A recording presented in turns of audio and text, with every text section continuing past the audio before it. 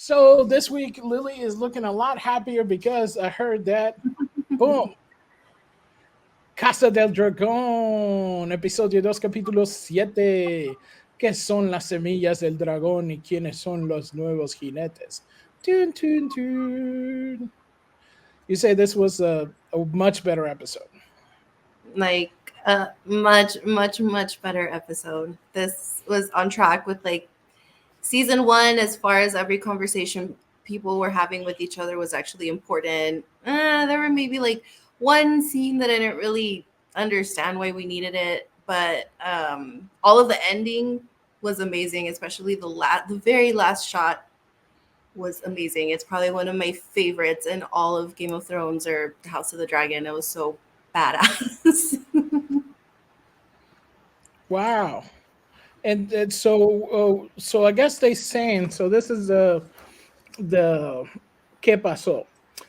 If you have not watched it, spoilers de hell. So they say, ¿qué pasó en el episodio 7 de la temporada 2 de La Casa del Dragón? Con el episodio anterior concluyo la aparición del nuevo jinete que logró domar a Bruma. La teoría de Renera Emma Darcy ha estado fabricado en lo largo de los últimos capítulos sobre permitir a gente fuera de su linaje domar a los dragones siempre y cuando estén dispuestos a servirle y logren sobrevivir el intento de comenzar a materializarse. So in this one, they're saying they do have to have a little bit of blood, right? Lily, they do have to have a little blood for them to be able to ride the dragon. It can't just be random. Yeah, so we saw in the last episode how Sea Smoke basically chose his own rider and he found Alan. So I guess he can kind of smell that he's got a little bit of that blood in him because if you guys don't know, spoilers, I mean, we've seen it in the show. He is supposed to be the bastard son of Corlys Valerian. So that's what the dragon is smelling because the Valerians also have the dragon blood in them as well when they were with the I think at one point they had like Targaryen blood too or something, and then they decided to be like more seafaring people. So the dragon can kind of smell all of that. Right. So that he has to have a little bit of the blood in him to be able to ride it.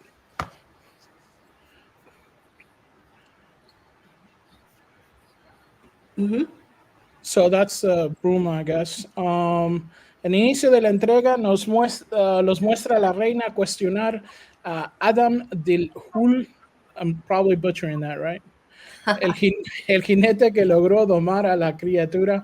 Tras cuestionar lo sucedió, Adam le confiesa a Renera que desea servir al Consejo Negro y aprender a volar un dragón tal como lo hacen ellos, a lo que a ella accede en el castillo Diul.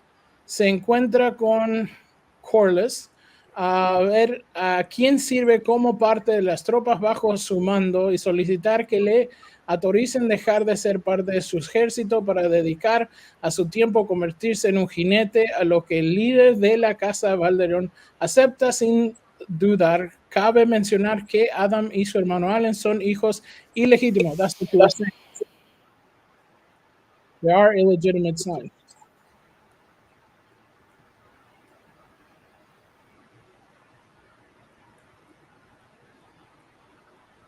I'm just gonna get over the heck with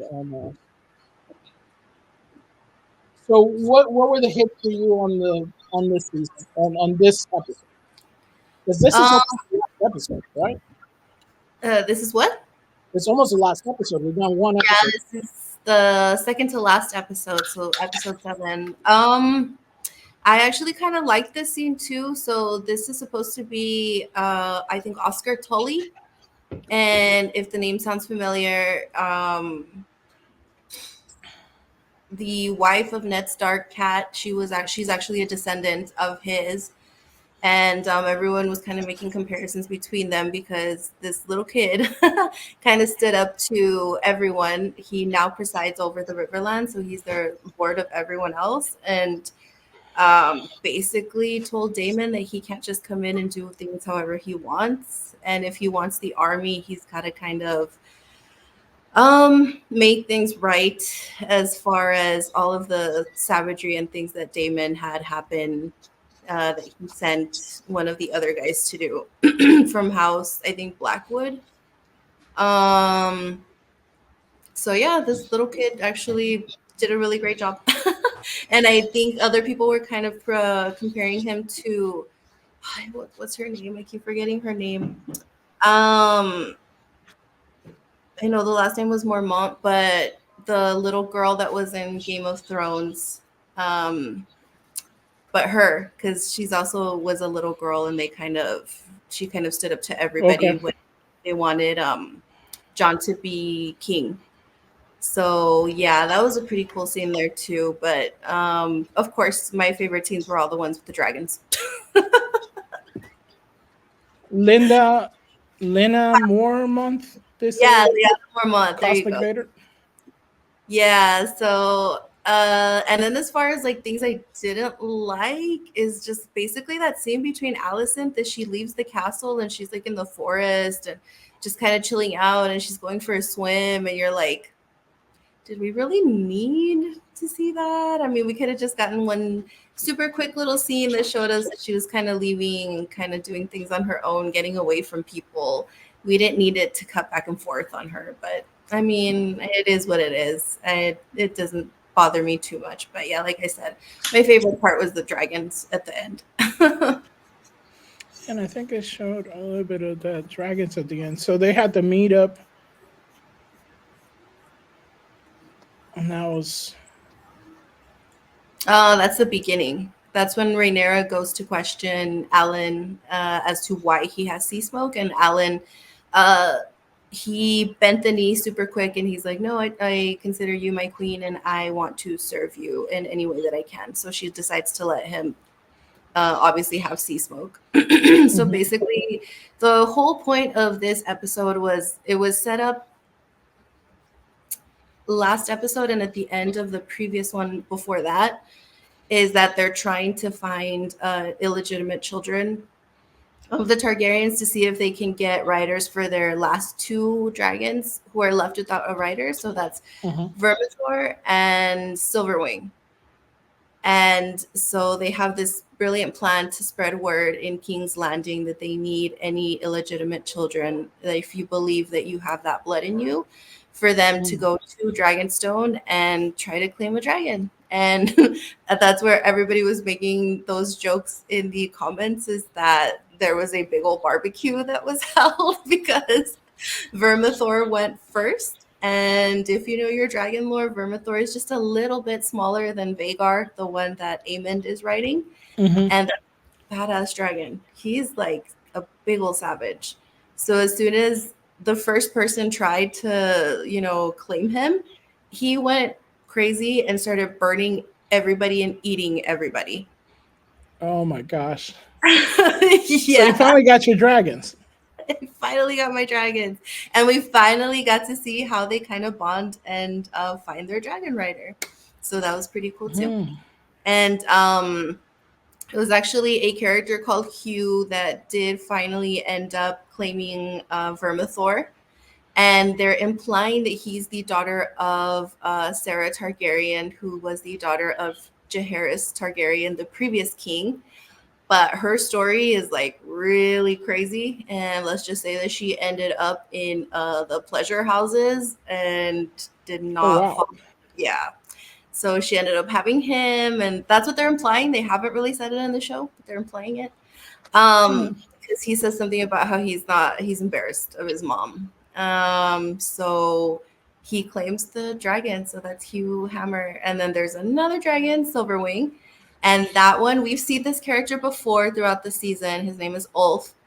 And he's always kind of like in places telling people that he is also like a son of the Targaryens, and no one kind of believes him. So when he goes and kind of takes a shot at this, he stumbles on Silverwing, and it's the funniest scene ever because he's terrified. And then like Silverwing kind of like crawls over to him, and it looks like she smells him, and she's like, "Oh, okay, I guess you'll do. Let's go. So then he's able to claim her. But it's so funny. Like, the other dragon went crazy, started eating everybody, and this other dragon was like, oh, hey there. Climb aboard. And then the very, very, very last shot of this was so good. Oh my gosh. Like, I don't know if you can find it anywhere, but it should be on X everywhere. But they kind of, it's like a show of strength that Rhaenyra is kind of showing off to Aemond. All of a sudden, everybody starts freaking out in King's Landing, and they're like, a dragon, a dragon. So then Aemond opens the window, and you see that it's Silverwing with Ulf like flying over King's Landing. And he's like, what the heck's going on? So he runs out to get Vhagar, and as he's flying out to Dragonstone to catch this dragon, he gets close enough to see that all of a sudden there's like a bunch of dragons behind Rhaenyra, and that's one of the coolest shots I have ever seen. And then it looks like Rhaenyra's dragon Syrax is like roaring, and it's so funny. A lot of people were saying that, wow, Syrax must have been telling Vhagar so many things in that moment.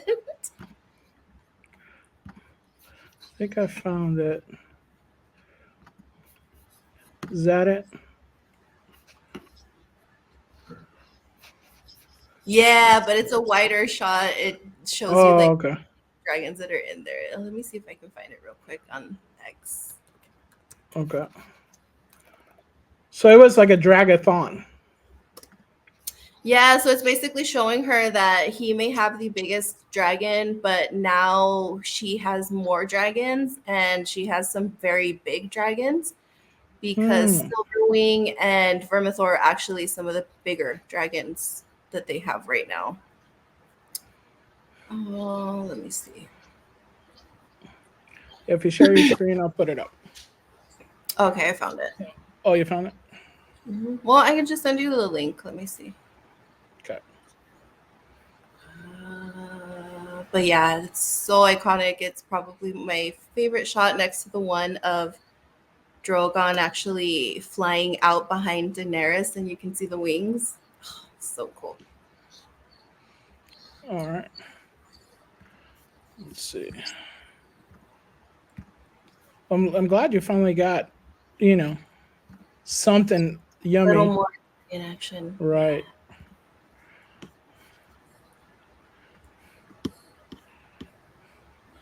Am I sharing it right?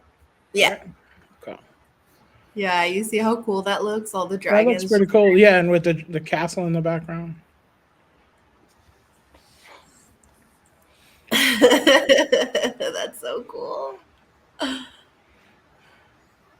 And then her dragon starts going crazy. That's where she's probably like, oh yeah, now what? Now what? Now what you got Say for something, us? punk. Yeah. She's like, you thought you were tough? All right, come at us, bro. And yeah, Aemond kind of panics, and he sees all these dragons, and he's like, oh, nope, not today. And he turns around.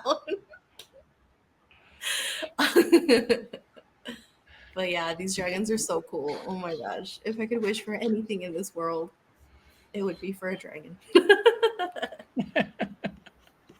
Until you have to feed them. I'm not gonna say what I'm thinking of coworkers already. I'm not gonna say what I'm thinking. But yeah, oh my gosh, that was such a cool scene. So yeah, this is what I mean. Like, the dragons aren't necessarily fighting. We're not getting to see a lot of that stuff, but you actually get to see the dragons finally doing something, like when they're choosing their rider. And you get to see exactly how savage the dragons are, because we've only ever seen them interact with their riders. And you see that they do have this bond with their riders, that they're not, aggressive towards them. But then you see exactly how it can go completely wrong when these dragons have not chosen you. And like Vermithor went crazy, and he didn't even care about anything. He just started burning everybody, started eating everybody. And that kind of shows you that, like, okay, these dragons are not something to be toyed with. You need to take them seriously. Are you saying that Westeros dragons ain't nothing to F with? Westeros dragons. Yeah, so yeah, definitely do not mess with these dragons. And then there's the scene of Hugh Hammer with Vermithor, where he just kind of came out and was like, all right, I'm right here, come at me. And then the dragon was like, oh, cool, you can be my new dragon rider. There you go. Say, what's up, fool? What's up? So yeah, this is a super cool episode. And then I love that we're getting to see all the different colors of the dragons now too. Nice. Well, I'm glad this one was a happy dragon time. I think episode 8 sounds like it's gonna be cool. And then if you guys are, I know the book is out, so there's spoilers there with the book, but obviously, they're changing it a little bit. So if you don't want any spoilers, I did see yesterday that the entire episode, like what's going to happen in the episode, did leak yesterday. So just be careful that you guys don't come across all of those leaks, because it is rumored that there's going to be a major character death. And I think I know who it is. So, yeah, just try and stay away from the Interflux. Because I know there's going to be that one person that has to just screw it up for everybody and put up all the spoilers. Oh, wow. Nice. So this is tracking now along with what's going to happen. Do you still think they're going to stretch it out for another season, or you think like they're back on track? No, yeah, I mean it ends next week. So I don't think we're gonna see one battle. I think it's gonna be the Battle of the Gullet. Okay. That's what we're gonna see next week. So is that week. The one? And then for the next season is when we're gonna see more fighting. Finally, the war is gonna go in its full glory after this one. And you think it's gonna, like Cosmo Vader says, gonna end in the Battle of the Gas? Yeah, that's the Battle of the Gullet. Battle of the Gullet. Gullet. Nice. Well, boom. House of El Dragón. So, and scale of 1 to 10 elotes, what would you give it? Oh my gosh, this one is definitely like an 8.5, 9 for me. This one is an awesome episode. So it's 9 dientes de dragón. De 10 dientes. They're so cute. Like my mind and my heart are both telling me they're adorable and that I could totally pet a dragon. Oh my gosh. Why is it? What is that? It's just like all our people are crazy. Because my wife all the time is just like, oh, look, there's a bear. And, oh, isn't it so cute? And then she sees the videos. I sent her, it's my fault too, because I sent her videos of bears eating peanut butter and jelly sandwiches and stealing lasagna. It's like, oh, the bear's so cute. I'm like, do not go by the bear. Lily, do not go by the dragon. Don't try to feed the dragon tacos. No. But they're so cute. It's with all of these animals that are all dangerous. Why are they so adorable? I don't get it. My favorite animal ever are lions, and they're so adorable. Gosh. Why do you make them so cute if you don't want to hug them? These are the same dragons that just a few episodes ago tore apart another dragon in person or something, didn't they? In mid-flight. Well, yeah, in this episode, this dragon ate I don't know how many people and burned everyone else alive, and I was Lily's still sitting in the background oh, look, it killed another person. Oh, it ate another person. Oh, it's so cute. Yeah, I was sitting there Rhaenyra, aw. Look at him go. I can see so many people in my job that I could just feed it. He's so cute. It's because they're cute. I don't know what it is. They're adorable. Cute dragons. Nice. Yes, and then especially when you see them interact with, I don't like Aegon in this TV show, but his interaction with Sunfire was so cute.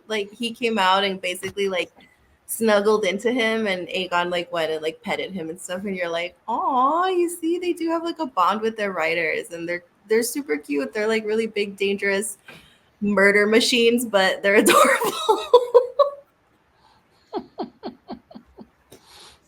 Super big murder machines that are adorable. That ponlo en una camiseta, and that's what you need to do. They are. I can't help it. They're so cute.